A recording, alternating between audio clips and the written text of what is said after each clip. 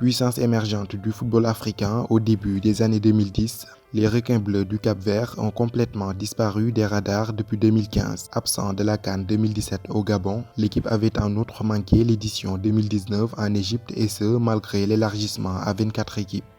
Depuis plus d'un an, le Cap-Vert semble avoir retrouvé un second souffle. Leur retour au premier plan, ils l'ont matérialisé par une nouvelle qualification à la CAN, la troisième de l'histoire du pays.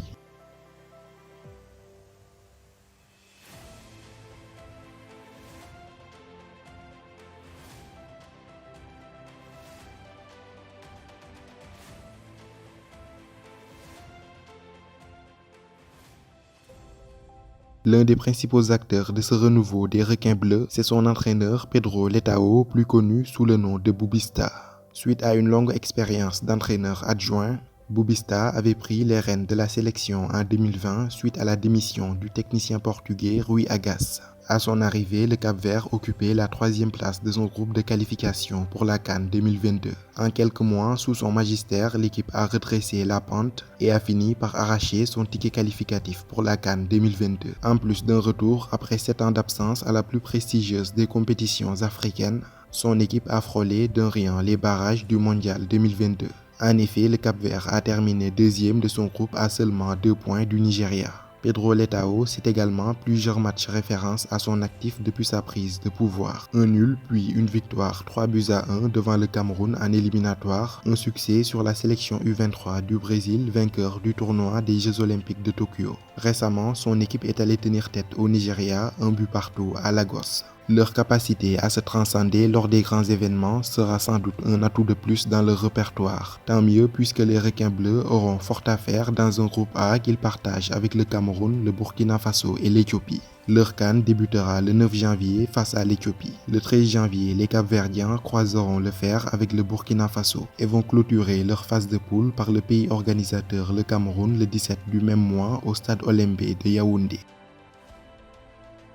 Le tout premier fait d'armes des Cap-Verdiens à la Coupe d'Afrique des Nations remonte à la CAN 2013 en Afrique du Sud lors de leur première participation. La formation de Lucio Antunes arrive décomplexée au pays de Nelson Mandela. Son beau jeu et son insouciance séduisent. En ouverture de la CAN 2013, il contraignent l'Afrique du Sud, pays organisateur, au match nul vierge 0 but partout et récidive quelques jours plus tard en tenant en échec le Maroc 1-1. Mené au score par l'Angola lors de l'ultime journée des phases de poule, ils renversent la vapeur en 10 minutes et l'emportent 2-1. Cette victoire historique leur ouvrait les portes des quarts de finale. La belle aventure s'arrête malheureusement face aux Black Stars du Ghana. 73e au classement FIFA actuel, le meilleur buteur de l'histoire de la sélection, c'est Eldon avec 15 buts. Du haut de ses 62 sélections, Elvis Manuel Montero Macedo alias Babanco en est le joueur le plus capé.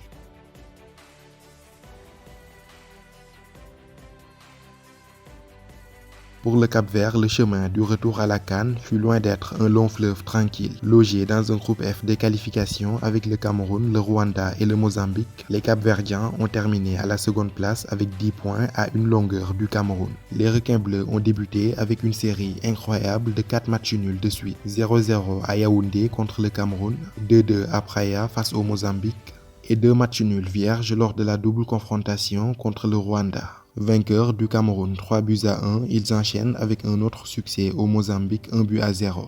Cette victoire glanée chez l'un des concurrents à la seconde place du groupe fut synonyme de qualification. Loin d'être l'équipe la plus spectaculaire de ces éliminatoires, le Cap-Vert a surtout fait preuve d'une incroyable solidité défensive en ne concédant que 3 petits buts en 6 matchs et sortent invaincus des éliminatoires.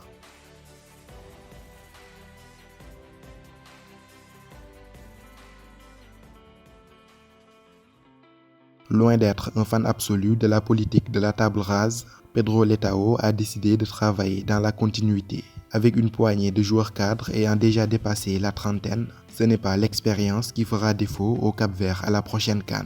Dans les buts, on retrouve l'emblématique et l'éternel Vozinha, 35 ans, 56 sélections et 2 CAN disputées à son actif. Malgré le poids des années, ses réflexes et son explosivité sont restés intacts. Depuis 2017, il joue avec l'AEL Limassol, un club de première division en Chypre. En défense centrale, Yannick Tavares, plus connu sous le nom de Stopira, cumule près de 14 ans de présence en équipe nationale. Un club, le leader de la défense capverdienne, n'a pas bougé depuis 10 ans. En effet, depuis 2012, il porte les couleurs du MOL Férévar Football Club dans le championnat hongrois. Son compère de la charnière centrale, Roberto Lopez, 29 ans, est né en Irlande de grands-parents originaires du Cap-Vert. Arrivé sur le tard seulement en 2019, il n'a pas tardé à gagner ses galons de titulaire. La CAN 2022 sera sa toute première. À l'heure actuelle, il arbore les couleurs de Shamrock Rovers en Irlande. Une formation avec laquelle il a déjà remporté le championnat en 2020 et 2021. En 2020, Lopez a d'ailleurs été élu joueur de l'année au club.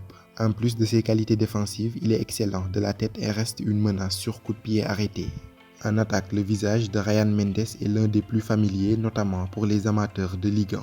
L'ailier de 31 ans, passé par Lille, est l'un des maîtres à jouer d'une sélection capverdienne, avec laquelle il cumule près de 55 sélections pour 12 buts. L'attaquant d'Al Nasr en Arabie Saoudite est loin d'être un novice à la CAN, puisqu'il avait déjà participé aux éditions 2013 et 2015. Quant à Gary Rodriguez, il fut cité à une époque parmi les attaquants références du championnat turc, avec notamment un passage remarqué à Galatasaray avant de passer chez le rival Fenerbahçe. À l'heure actuelle, il est sous contrat avec le club grec de l'Olympiakos. À 31 ans, le natif de Rotterdam aux Pays-Bas compte 34 sélections pour 6 buts en 9 ans de présence en équipe nationale.